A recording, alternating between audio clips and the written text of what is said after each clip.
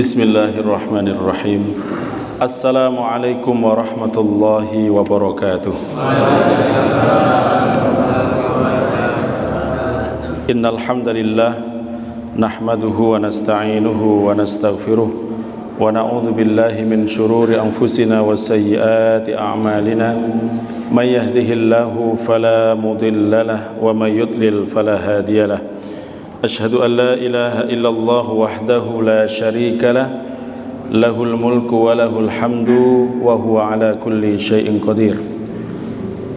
Allahumma salli wa sallim ala nabiyyina Muhammadin wa ala alihi wa sahbihi wa man tabi'ahum bi ihsanin ila yaumiddin. Qala Allah ta'ala ya ayyuhalladzina amanu taqullaha haqqa tuqatih wa la tamutunna illa wa antum muslimun. Kaum muslimin rahimani wa rahimakumullah, sadatul kurama wal izza, para alim, para ulama, para kiai, para sesepuh, para masyayikh dan segenap jamaah salat maghrib dan isya yang mudah-mudahan senantiasa dalam lindungan Allah Subhanahu wa taala. Alhamdulillah, di malam hari yang cukup sejuk, ya Masya Allah, dihujani dengan rahmat Allah. Mudah-mudahan kita semuanya diberikan nikmat terbesar berupa iman, Islam dan sehat. Karena kita dengan sehat itu kita bisa beribadah kepada Allah, dengan iman kita bisa selamat, dengan Islam juga kita mendapatkan kebahagiaan di sisi Allah Subhanahu wa taala. Baik para jamaah dirahmati Allah, kita lanjutkan pembahasan kita. Kita sudah masuk pada bab bayan fadli tauhid wa ma yakfuru minadz dzunub. Bab tentang keutamaan tauhid dan hal-hal yang bisa menutupi segala dosa kita. Qala al-musannifu rahimahullah wa qaulillahi ta'ala, maka berkatalah seorang penulis ini rahimahullah mengutip surat Al-An'am ayat 82, a'udzubillahi minasyaitonir rajim, alladzina amanu wa lam yalbisu imanahum bidzulmin ulaika lahumul amnu wa hum muhtadun. Yang artinya orang-orang yang beriman itu dan tidak mencampurkan keimanan mereka dengan kezaliman, ulaika lahumul amnu, maka mereka itulah mendapatkan keamanan dan kenyamanan. Wahum muhtadun, dan mereka mendapatkan petunjuk di sisi Allah Subhanahu wa taala. Maka syarah daripada firman Allah ini, qala Ibnu Jarir At-Tabari, berkata Imam Ibnu Jarir At-Tabari atau kita sebut dengan Imam At-Tabari dalam tafsirnya, haddatsani Musanna wasaqa bisanadihi, ya, disampaikan kepadaku dari Musanna dan juga sanadnya juga nyampe kepada saya, Anir Rabi' ibn Anas, dari Rabi' bin Anas qal, beliau berkatakan al-iman hiya al-ikhlas lillahi wahdah. Iman itu adalah ikhlas, memurnikan tauhid kita lillahi wahdah, hanya kepada Allah Subhanahu wa taala. Wa qala Ibnu Katsir fil ayah, dan berkata Ibnu Katsir dalam ayat ini, ay haula'il ladzina akhlasul ibadatu lillahi wahdah, yaitu orang-orang, mereka itulah orang-orang yang ikhlas dalam beribadah demi Allah semata. Walam yusyriku bihi syai'a, tidak menyekutukan Allah dengan suatu apapun. Humul aminuna yaumal qiyamah, mereka itulah orang-orang yang akan aman posisinya pada hari kiamat.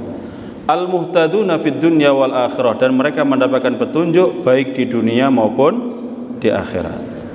Nah, ini jelas Pak ya. Sedangkan makna daripada apa itu az-zulm, an Ibnu Mas'ud lamma nazalat hadhil ayah qalu fa ayyuna lam yuzlim nafsah. Dari Ibnu Mas'ud sebutkan ketika turun ayat ini, mereka berkata, para sahabat, fa ayyuna lam yuzlim nafsah, siapa di antara kita yang tidak menzalimi diri kita sendiri? Qala sallallahu alaihi salatu wasallam, inna syirka la zulmun azim, sesungguhnya syirik itu adalah kezaliman yang sangat besar. Apa makna zalim di situ? Wasaqahul Bukhari bi sanadihi, maka disampaikan dari Imam Bukhari dengan sanadnya dalam kitab yaitu Sahih Bukhari. Faqala haddatsana Umar bin Hafs haddatsana abi haddatsana al-A'mash haddatsani Ibrahim an Alqamah an Abdullah radhiyallahu anhu qala lamma nazala alladzina amanu wa lam yalbisu imanahum bidzulmin qulna ya Rasulullah. Ketika turun ayat ini kami berkata ya Rasulullah, ayyuna la yudlamu nafsahu, siapa di antara kita yang tidak zalim dengan diri kita? Qala laisa kama taqulun, bukan seperti yang kamu sampaikan.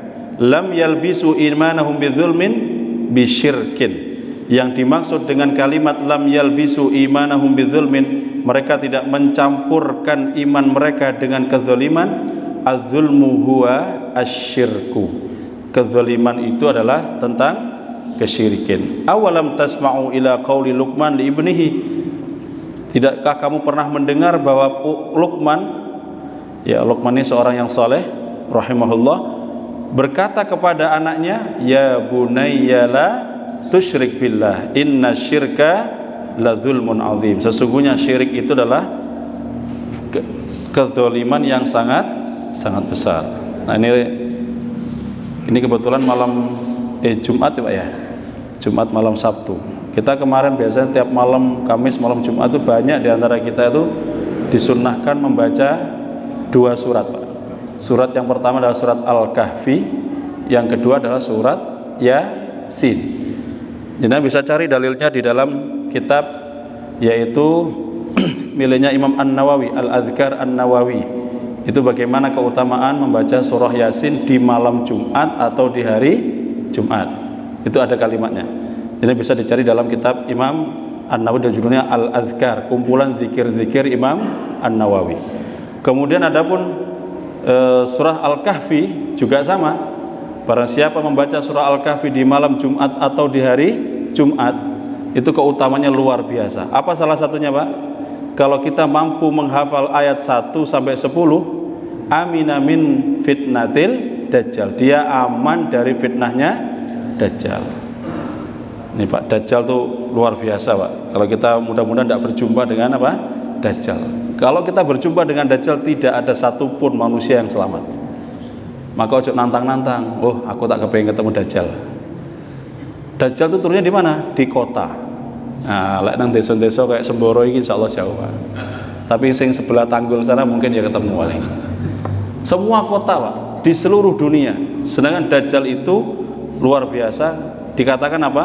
Tidak ada satupun manusia yang selamat dari fitnah dajjal kecuali seorang laki-laki atau anak remaja yang itu adalah orang terakhir yang dibunuh oleh dajjal. Ini Rasulullah sendiri yang ngendikan. Jadi kita harus senantiasa bermohon pertolongan daripada Allah Subhanahu wa taala.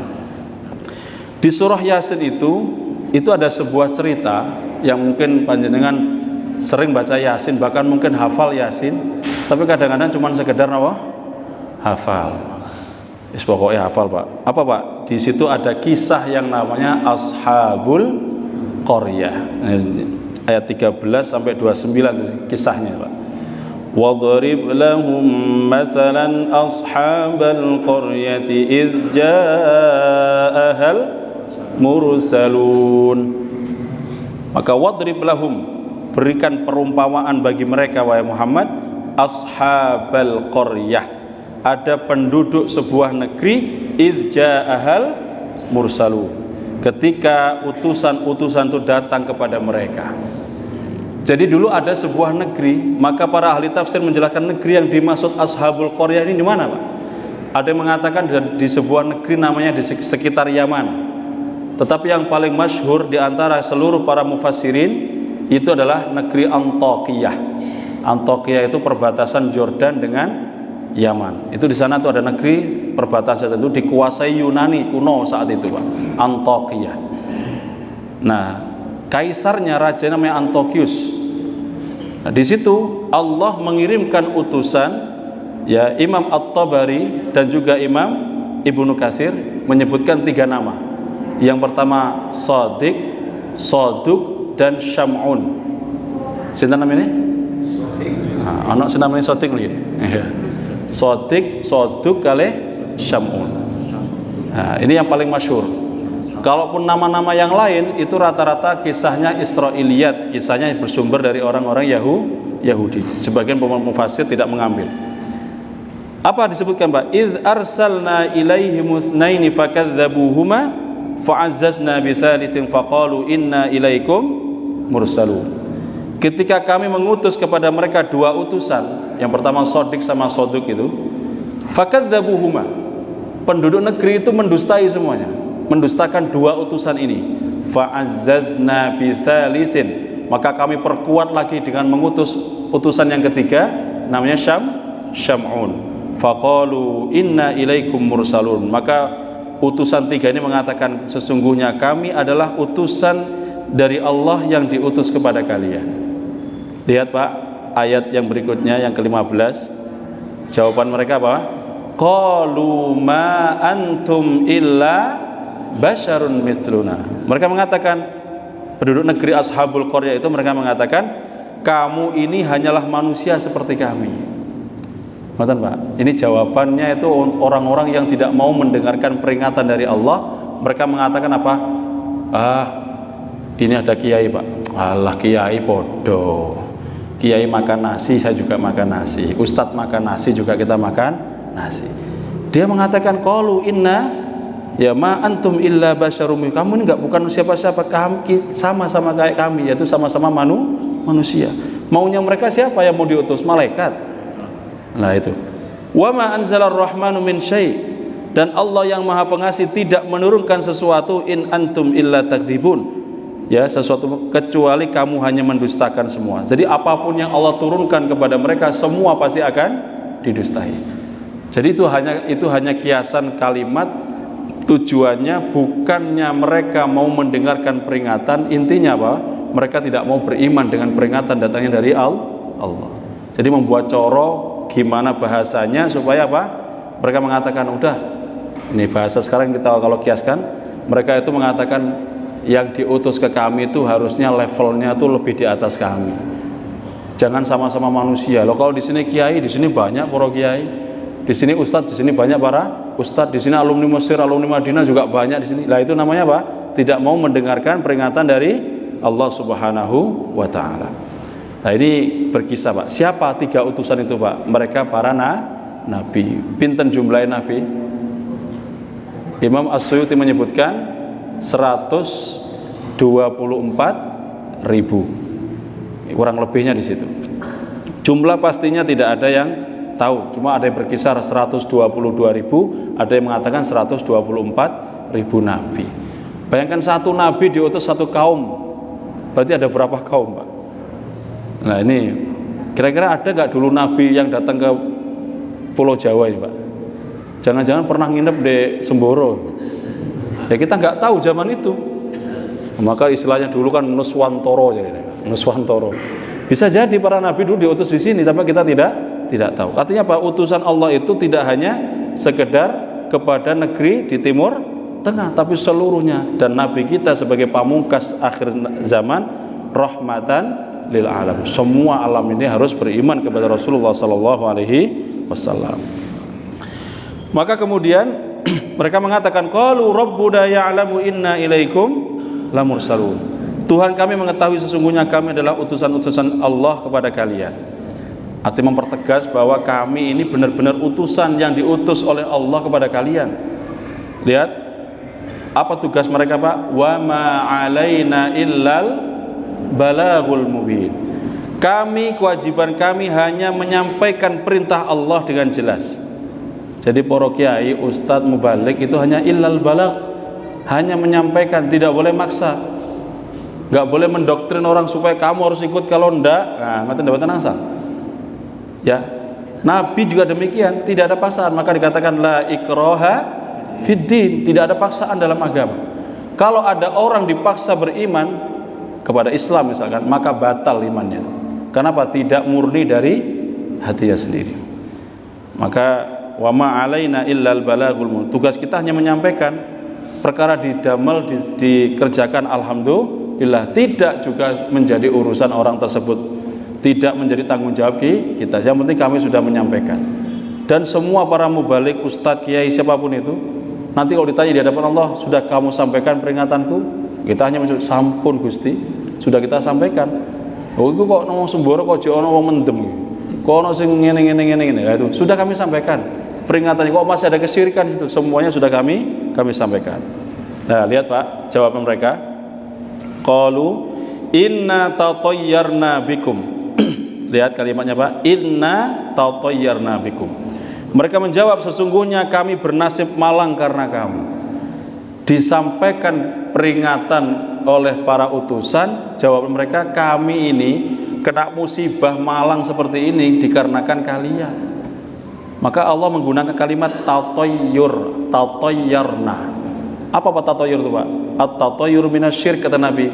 Tatayyur itu bagian daripada kesyirikan. Kenapa? Merasa bernasib sial itu juga termasuk bagian dari kesyirikan. Maka orang-orang dulu, orang-orang Arab jahiliyah, ketika mau bepergian, mereka mengundi nasib dengan anak panah. Jika anak panah dilempar kemudian tepat, maka mereka berani safar. Ini masyhur Pak, cerita itu.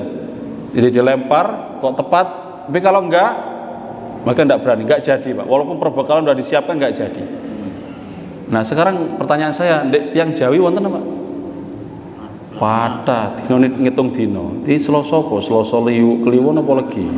Oh, ojo Selasa lek iso dino Kamis. Lek Selasa ku seselane barang sing ala. Ya. Artinya dino tipet, dino sial. Nah, ini Selasa, Pak. Akhirnya Selasa ini jadi korban. Setiap Selasa gak ono wong dalan-dalan, Pak. Sepi dalanan. Tapi lek dino Kamis utawa dino apalagi Sabtu malam, Minggu, woi, rame Pak nih. Ini pertanyaannya, kenapa masih memegang istilahnya keimanan mitos tatoyur tadi?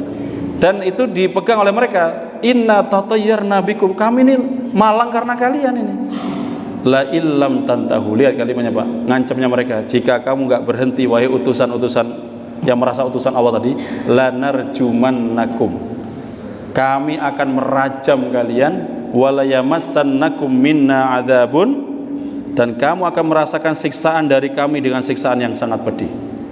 Jadi seorang dai, ustadz, kiai diancam dia mau dibunuh itu sudah dari dulu Pak. Maka ada Nabi Zakaria, Nabi Yahya yang wafatnya dibunuh, itu sudah menjadi resiko dakwah. Jangankan dibenci, Nabi sendiri seperti apa? Nabi dibenci, diludahin, dilempari kotoran, dilempari batu, bahkan mau dibunuh sudah kita ngalami. Nabi sudah ngalami. Nah kalau kita belum pada level dibunuh Pak, berarti kita belum. Nah iki imannya setengah-setengah. Kenapa? Baru disemoni pasang status Pak, piuh loro ati. Lah ini ustadznya harus muhasabah ya. Ustadznya loro ati gara-gara status. Pak, aku salaman mbek Pak Kae, ketika ketemu aku winginane senyum-senyum Pak, kok enak. Saiki kok malah berubah. Loh, sampean loro ati. Lek loro ati berarti apa? Loh, Nabi itu biasa, jangankan hari ini, besok lusa orang-orang yang dekat menjauh semua dari Nabi. Bahkan mereka ya dulunya makan bareng, sekarang bawa pedang mau membunuh siapa? Nabi, biasa Pak. Dan resiko. Ya, tapi nggak semuanya berani itu Pak. Lah terus yang paling aman apa? Jadi guru ngaji wis aman, Mas. Jadi guru ngaji nggak? Nggak ono guru ngaji paling dia mau mbek wali muridnya. Tapi kalau dai apalagi sampai masuk ke pedalaman, ini teman saya Pak, dari teman-teman dari Hidayatullah ini luar biasa. Datang ke Papua, ke Sulawesi, ada yang ke Kalimantan.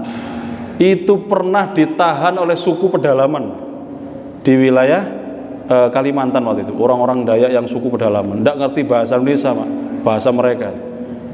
Itu dimasukkan kerangkeng itu biasa. Bayangkan istighfar toh ya. Sudah nggak dikasih makan, kasih makan cuma apa gitu. Akhirnya diselamatkan sama dari TNI waktu itu, alhamdulillah bisa diselamatkan. Ini tahun sekitar 2005 kalau tidak salah. Ada teman kita seperti itu. Makanya kita salut dai-dai yang masuk ke pelosok-pelosok desa, masuk pelosok-pelosok, mereka mengislamkan suku. Maka kalau ada jenengan pernah kenal namanya Ustadz Fadlan Ghoromatan, ini orang yang terkenal, ribuan orang di Papua itu masuk di tangan beliau dengan izin Allah. Itu terkenal apa? Ustadz Sabun katanya. Ustadz apa namanya? Ustadz Sabun. Kenapa dikatakan Ustadz Sabun? Dakwahnya luar biasa Pak. Jadi orang Papua itu tidak mengerti cermin. Dikasih bilik-bilik itu, ada 4 bilik. Bilik pertama dikasih cermin, bilik kedua dikasih bak air sama sabun segala macam. Bak berikutnya ada tempat untuk memakai pakaian, ya. Kemudian keempat cermin lagi, ada 4 bilik. Ini cerita langsung dari Ustadz Fadran waktu itu datang ke Bali. Ketika ini orang-orang pedalaman masuk ke bilik pertama, yang dilihat apa? Cermin. Dia melihat dirinya sendiri. Katanya, hantu kata dia. Oh kan gimana nggak hantu? Nggak pernah mandi. Pokoknya reok-reok kan Pak. Langsung ketakutan keluar dia. Loh kenapa?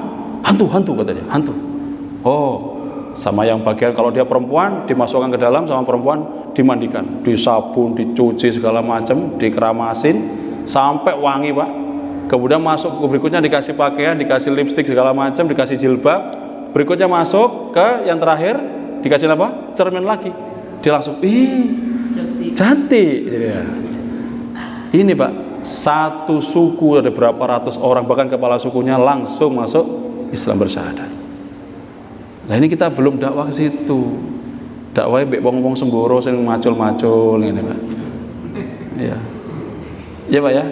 Ini kayaknya perlu ada yang dikirim ke pelosok ini Pak, biar tahu luar biasa Pak, berat ya yang dihadapi oleh para utusan tadi. Dan ini kembali lagi, apa dikatakan la in lam tantahu lanarjumannakum, jika kamu nggak berhenti kata mereka, lanarjumannakum, kami akan rajam kalian, wala yamassannakum minna adzabun alim. Ini kalau kita baca Yasinan kayak enak ya Pak.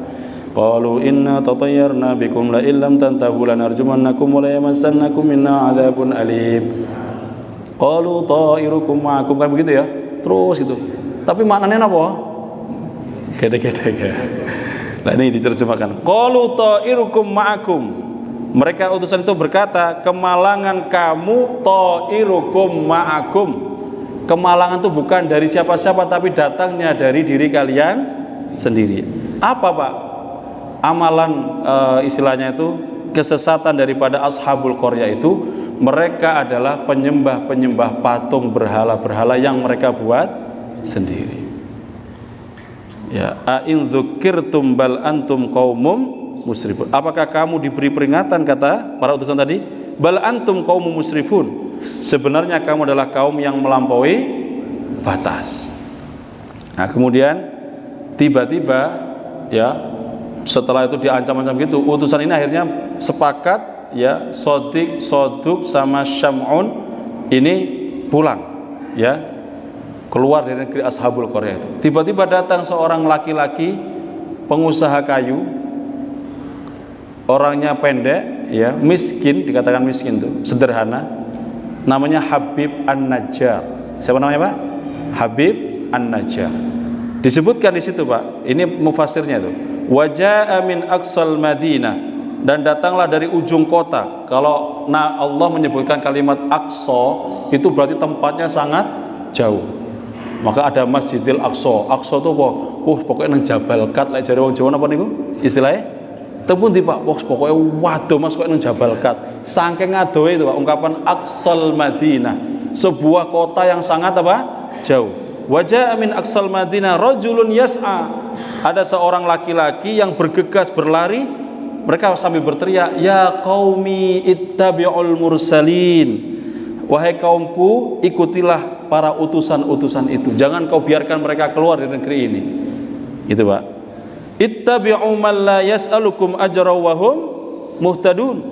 Ikutilah mereka, orang-orang yang tidak pernah meminta imbalan kepada kalian, wahum muhtadun, dan mereka adalah orang-orang yang mendapatkan petunjuk. Jadi ingat Pak, dai tidak boleh la yas'alukum ajra, tidak boleh meminta imbalan. Enggak boleh Pak, para dai pasang tarif enggak boleh. Tapi saya kadang ya. Nah, berapa Ustadz diundang teng Semboro? Ya minimal 50 juta. Wah ini Pak, man la yas'alukum ajra, nggak boleh minta Pak, karena ini sudah, lihat ini Pak, ini rumusnya nih, ini kurikulum dai-nya begitu. Siapa? Ittabi'u man la yas'alukum ajra, nggak boleh. Makanya dulu para dai-dai zaman dahulu Pak, yang kita sebut misalkan dewan dakwah Tanah Jawa, Aulia Utis'ah Wali Songo itu kan dewan dakwah 9 orang ya. Dewan dakwah untuk mengislamkan tanah Jawa. Itu mereka ke sini tujuan utamanya dakwah, tapi sambilannya dagang. Sudah dibalik Pak, di sini dagang sambilannya dakwah. Yo dakwah kok sambilan, mboten. Utamanya dakwah tapi sambilannya dagang. Makanya wong-wong Arab itu gak ono sing dadi wong buruh tani, gak ono. Gak pernah aku wong nyekel pacul gak ono Pak. Orang Arab tuh dodolan apa? Mebel, dodolan songkok, tasbih, sarung, isu-isu santai, kadang sing rokokan mek ngopi. Lho wong sing pribumi jelebut isu-isu Pak. Wis macul-macul. Jam 6 budal. Tapi sing sugih sapa Pak? Lha iku wong mana orang Arab dek Tanggul, dek mana tuh kayaknya kerjanya santai tapi apa? Mereka kaya-kaya ya. Kalau ada kegiatan acara, woi sumbangannya paling besar mereka juga. Ini apa artinya Pak? Bahwa kondisinya memang dagang itu termasuk pintu celah terbesar untuk mencari rezeki. Nah ini tidak boleh dai meminta apa tadi? Ajro. Kemudian bahwa ma liyala a'budul ladzi fatarani wa ilaihi turja'un, dan tidak ada alasan bagiku untuk tidak menyembah. Maka Habib An-Najjar mengatakan, aku enggak punya alasan apapun ya untuk tidak menyembah kepada Allah, karena Allah yang telah menciptakan aku dan aku pasti akan kembali kepada Allah. Itu ngasih pemahaman kepada masyarakatnya di Ashabul Qaryah. Kemudian tambahannya lagi beliau mengatakan a'attakhidhu min dunihi alihah, mengapa aku akan menyembah Tuhan-Tuhan selainnya? Tadi ada banyak patung itu. Dia mengatakan, kenapa aku harus menyembah patung-patung ini? Ya, iyuridnir rahmanu bidurril la tughni anni syafa'atuhum syai'aw wala yunqidhun. Ya, yang mana Allah ini Maha Pengasih menghendaki bencana terhadapku, pasti pertolongan Allah, ya, pertolongan mereka para patung-patung itu tidak berguna sama sekali bagiku, dan mereka tidak juga bisa menyelamatkan aku. Jika Allah menghendaki saya kena musibah, satupun patung yang kita sembah tadi itu, yang disembah mereka, tidak ada satupun yang bisa menyelamatkan. Itu maksudnya dakwahnya Habib An-Najjar kepada kaumnya. Langsung beliau mengatakan, inni idzal lafi dhalalim mubin. Sesungguhnya jika aku berbuat demikian, pasti aku berada dalam kesesatan yang nyata. Lihat kalimat lafi, lamnya dengan takkid, benar-benar dalam kesesatan yang nyata. Kemudian beliau mengatakan, inni amantu bi rabbikum fasma'un. Sesungguhnya aku telah beriman kepada Tuhanmu, maka dengarkanlah pengakuan keimananku. Nah, gara-gara ucapan Habib An-Najjar yang penuh dengan keimanan ini disampaikan, sebagian mereka ini beriman kepada Allah. Sehingga salah satu dari mereka mengatakan, inni amantu, aku beriman dengan Tuhan kalian, dengan Tuhanmu wahai Habib An-Najjar dan para utusan itu, fasma'un, maka dengarkanlah pengakuan keimananku. Artinya Ashabul Qaryah ini sebagian sudah taubat masuk ke dalam agama Islam. Nah ini Pak, maka beliau mengatakan, qila dakhulil jannah, masuklah ke dalam surga. Surga dimaksud apa? Orang kalau sudah bersyahadat masuk Islam, dia pasti mendapatkan jatah yang namanya surga. Saya pernah cerita ya, orang yang terakhir masuk surga itu dia punya iman tok, tidak sholat, tidak sedekah, tidak puasa, tidak apa-ngapain Pak. Amal kebaikannya hanya iman. Kamu sholat? Enggak. Sedekah? Enggak. Baca Quran? Enggak bisa, buta huruf. Tapi apa? Dia cuman sholat. Siapa Tuhanmu? Allah. Siapa nabimu? Rasulullah Muhammad. Wes ikut tak Pak. Tapi ojo ditiru Pak. Lah ngono gak usah sholat ya Pak. Loh gak masalah, terserah jenengan. Tapi katanya Rasulullah, inilah orang yang terakhir masuk surga. Terakhir Pak. Wes memet nih kawan, jelebut wes Mas. Baru diangkat ya, gosong sedaya. Apa kemudian Pak? Dimandikan oleh malaikat rahmat, dikasih pakaian, tertempel di sininya jahannamiyun, alumni neraka jahanam. Lah alumni UGM enak Pak. Lah alumni neraka jahanam itu tertulis Pak, jahannamiyun, alumni neraka jahanam. Itu orang-orang di surga bisa ngelihat, wih alumni sama Mas ya. Tapi sudah bersih pakaian, dimasukkan surga. Itu surga yang paling bawah. Wow, lek ngono sing penting mantap Pak Ustaz, gak usah salat. Yo. Ya sampeyan siap-siap gunung meletus saya kayak gini ketakutan kok, ate nantang neraka. Kemarin saya lihat ada video di YouTube. Halo guys, ini hari pertama kita, malam pertama di neraka. Jadi, wih, innalillahi, cek berani nih, teman. Dibuat dolanan, Pak. Coba sekali-kali nyemplung di kawai Semeru loh, nyoba. Ojo nyemplung di tepinya tak guys. Ketika wedhus gembelnya naik itu gimana coba? Nah, ini luar biasa nih. Ya. Luar biasa, Pak. Jangan sampai diikuti, Pak ya. Kemudian Pak, bima ghafara li rabbi wa ja'alani minal mukramin. Apa yang menyebabkan Tuhanku memberi ampun kepadaku dan menjadikan aku termasuk orang-orang yang dimuliakan. Jadi ketika kita sudah masuk Islam, bertobat kepada Allah, ya, qala ya laita qaumi ya'lamun, katanya Habib An-Najjar, alangkah baiknya sekiranya mereka kaum ini mengetahui keindahan surga. Apa Pak? Kalau kita masuk surga ciri-cirinya, satu, diampuni dosanya dan dimuliakan derajatnya. Lihat, setelah itu apa? Habib An-Najjar itu pun Pak, mereka usir Pak dari negeri itu, semuanya dikeluarkan. Ya, biasanya makarnya orang-orang jahat seperti itu. Kemudian Pak, setelah wafat, nah ini sampai beliau wafat, wa ma anzalna ala qaumihi min ba'dihi min jundi minas sama'i wa ma kunna munzilin. Ketika Habib An-Najjar sudah meninggal, kata Allah, kami tidak menurunkan suatu pasukan pun dari langit kepada kaumnya itu, dan kami tidak perlu menurunkannya. Maksudnya apa? Untuk menghancurkan satu ashabul qaryah, satu negeri itu, dengan setelah wafatnya Habib An-Najjar ini, orang soleh ini, Allah tidak perlu menurunkan malaikat. Apa Pak? Nggak perlu datangkan pasukan jumlahnya bersof-sof malaikat ribuan, tidak perlu. Tapi ya lihat Pak, lihat kalimatnya yang terakhir, ingkanat illa sayhatan wahidatan faidahum khamidun. Tidak ada siksaan terhadap mereka melainkan satu teriakan saja. Lihat kalimatnya apa? Siksaannya bukan Allah menurunkan pasukan dari langit, malaikat, tidak. Allah cukup menurunkan satu malaikat. Siapa yang dimaksud? Malaikat Jibril. Illa sayhatan wahidatan, satu teriakan, faidahum khamidun, maka mereka binasa seluruh negeri itu Pak. Satu teriakan. Yang terjadi Pak, kata mufasir, satu teriakannya Jibril itu bisa meluluh lantakkan yang namanya gunung, kemudian rumah-rumah, bahkan jebol niki gendang telinga Pak. Tapi saiki wong-wong koyo wis latihan ngrungokne sound horeg ya. Nggih. Oh, golek ana sayhatan wahidatan mereka wis siap ngono Pak ya. Nyoba sound horeg. Belum, saya aja lewat naik di pinggir tuh, ya Allah, mobilnya saya udah retak itu. Saya takutnya murah-murah ambrol. Ini sayhatan wahidatan, satu teriakan malaikat Jibril, seluruh negerinya faidahum khamidun, tiarap semuanya Pak, meninggal semuanya. Nah, saiki malah ngundang mereka latihan sayhatan wahidatan, ngrungokno apa? Bahkan yang 2026 masih tahun depan Pak, wis inden ya. Harganya saya tanya, ada saudara ya, Mas Slamet, cak pira Pak sing teko Blitar kan, apa son brewok. Winginane ngumpulno anu lho, sekitar 65 juta. Bayu. 65 juta Pak. Iku pas muter son horeg, malaikat Jibril teko Pak. Sayhatan wahidatan, langsung faidahum khamidun. Wedine ngoten niku Pak. Lho jenengan pas menikmati dem der gitu kan.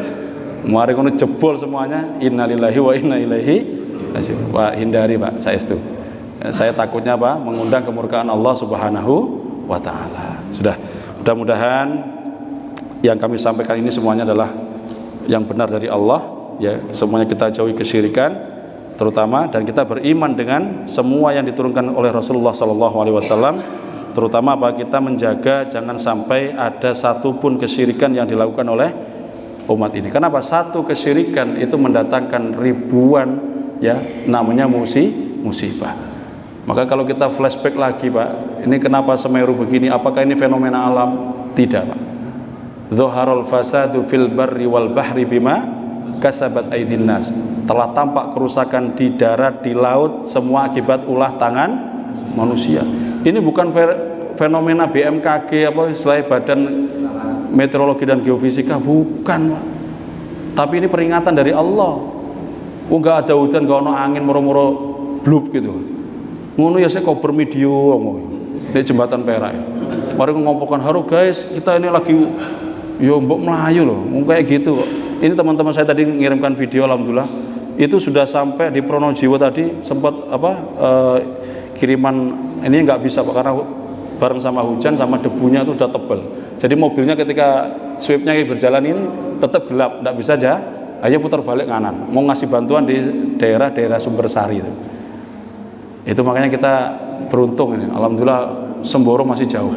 Ini jauh dari gunung ya. Nah, tapi lah Semeru ini tertinggi di Jawa, ini kena, Jember juga kena Pak. Tapi sing dhisik jenengan Semboro. Kula temuluan terakhir.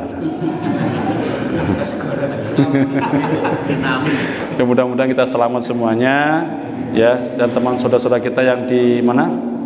Yang di Lumajang, mudah-mudahan ya diselamatkan dari Allah, dikuatkan tauhidnya ya, dikuatkan tauhidnya, mereka mendapatkan rahmat daripada Allah Subhanahu wa taala. Sambil kita nanti melihat situasi kondisi, kalau bisa kita mengumpulkan donasi bantuan, kita ke sana nengok Pak saudara kita, dikuatkan iman mereka. Kenapa? Saya kemarin tuh lihat sebelum meletus itu memang banyak mulai muncul sajen-sajen gitu. Ya, kan sekarang dihidupkan lagi tuh. Istilahnya apa? Kehidupan orang-orang yang seperti itu. Jadi istilahnya apa? Kebudayaan katanya. Nah, ini khawatirnya Allah memunculkan musibah ini karena apa? Banyaknya yang sudah mulai nyerempet yang namanya kesyirikan. Mudah-mudahan diamankan semuanya dan mudah-mudahan diselamatkan kita semua dari kesyirikan tadi. Demikian hadanallahu wa iyyakum, nasrun minallah wa fathun qarib wa basyiril mu'minin. Assalamualaikum warahmatullahi wabarakatuh.